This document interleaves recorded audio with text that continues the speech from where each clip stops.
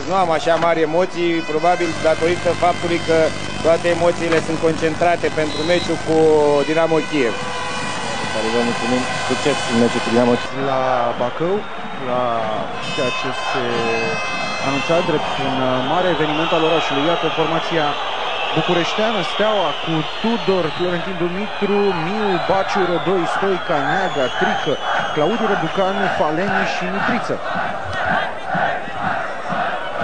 FCM Bacău cu noul portar Răzvan Lucescu, apoi Apostol Girade, Trofin, Vădova, Codreanu, Pitu, Iftodi, Dudiță la mijloc, în atac Cursaru și Mircea Ilie, antrenor Mircea Rednic.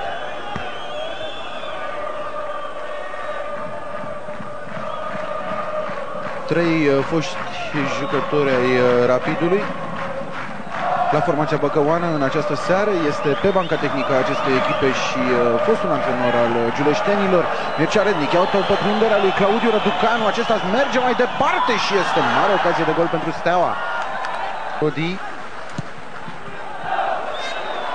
Bună deschiderea lui Pitu pentru Codreanu. Acesta trece în viteză de Florentin Dumitru. Nu a fost faul.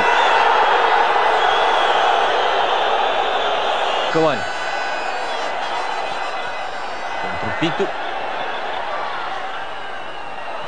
Continuă Pitu, excelentă pasă pentru Dudiță. Dudiță îl driblează pe portarul Tudor, însă între unghi. Dacă ar fi căzut în contactul său cu Martin Tudor, poate că băcăoanii aveau posibilitatea de a obține o lovitură de la 11 metri. 3. Bună pasă lui Pitu, bun și sprintul lui Dudiță. Bună și ieșirea din poartă. Trică este liber și primește Claudiu Răducanu. În fața lui este Trofin, continuă Claudiu Răducanu, nimic. Foarte aproape de fază, Marian Salomir. Fault acum supra lui Cursaru.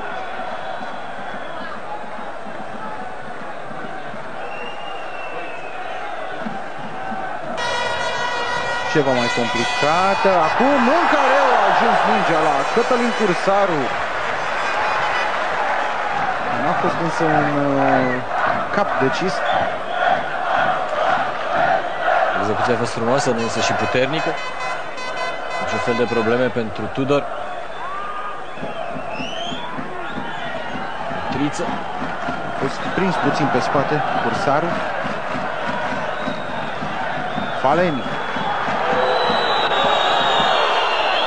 Claudiu Răducanu, preluare bună pentru el și este fault la marginea suprafeței de pedeapsă.